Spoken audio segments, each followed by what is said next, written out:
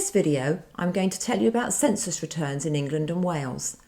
I'll record separate videos to cover Scotland and Northern Ireland.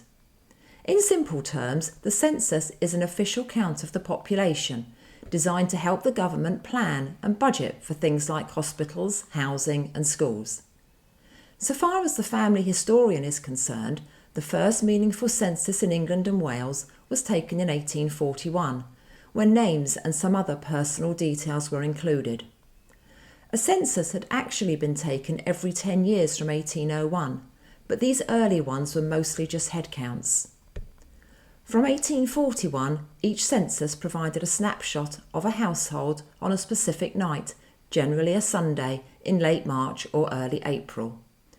Sadly, there is a census gap because the 1931 census was destroyed by fire in 1942 and the 1941 census did not take place. It's not all bad news though, because a pre-war register was taken in 1939 that I shall tell you about in a separate video. The census began again in 1951 and has been taken every 10 years since, with the last one in 2021. Census records are closed for 100 years for data privacy reasons, on the basis that individuals may still be alive. This means that the most recent census that we can access is the one from 1921. Where you see lines that are blacked out on this census, it means that the data has been redacted and so is not publicly available to view. This is usually because when the census was made available, a death for the individual had not been registered. The census records are updated periodically to take account of deaths that have since been registered, so if a record is redacted and you know the individual has died, come back to it in say 6 months to see if the redaction has been lifted. Of the paid-for websites, Find My Past seems to be the most up-to-date. The census questions evolved over time, becoming more detailed as the decades progressed. The 1841 census is the starting point, and it's a bit light on detail. Occupations were vague and ages for adults were rounded down to the nearest 5 years. It doesn't tell you exactly where someone was born, just a yes or no as to whether they were born in that county. As the decades progressed, each census added additional questions and we began to learn more. For example, questions were added to tell us where individuals were born, their actual home address, their specific occupation, the name and address of their employer, a question relating to disability, and questions about the length of a marriage and infant mortality. In 1891, a question was asked about the number of rooms in the home. This enabled the government to monitor overcrowding and general housing conditions. As an aside, there was a suffragette campaign to boycott the 1911 census, and campaigners argued that if women could not vote to elect government, then they would refuse to be counted by government. So what makes census records interesting for the family historian?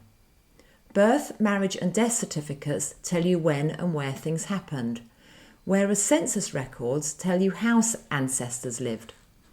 The census is the only record that captures the family unit together in one place at a single point in time. You can visualise the widowed grandmother, the boarder or lodger who might actually be a cousin, and the children you didn't know existed. It also tracks migration. In 1851, my Keenan family were living in Durham, but the census tells me that the head of the household was born in County Monaghan in Ireland. Suddenly, I had a new location to search.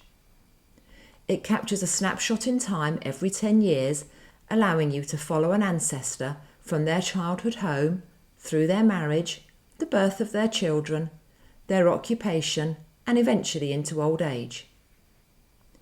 Now let's turn to how to access the records. The National Archives is the overall custodian of census records for England and Wales. Typically, they select a commercial partner to work with who will undertake the digitisation and transcribing of the records before making them available to the public.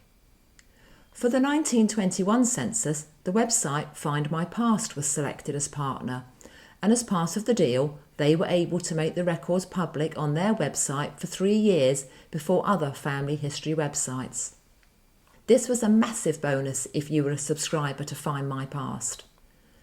Some organisations, typically those that require you to pay a subscription, have both copies of the original returns and also transcriptions, while others, usually the free resources, will only have access to transcriptions. Although these are good, if you have access, I suggest you always look at the copy of the original form submitted by the enumerator. This is because transcriptions can have errors and you might also miss valuable context like notes in the margins. For paid options, the website Find My Past, Ancestry and MyHeritage hold copies of the actual census forms and transcriptions. You can access the records for free if you are able to make a personal visit to the National Archives in Kew. You cannot access the records from the National Archives website, as this is why they partner with commercial organisations. Another free option is the website familysearch.org. This is a free genealogy website operated by the Church of Jesus Christ of Latter-day Saints, otherwise known as the Mormon Church. Also, there is a free website called FreeCEN, which is in the process of making the census records available online. They still have some way to go, and at the time of recording this video, they have transcribed 70% of the census return for 1861, but only 0.6% for 1911.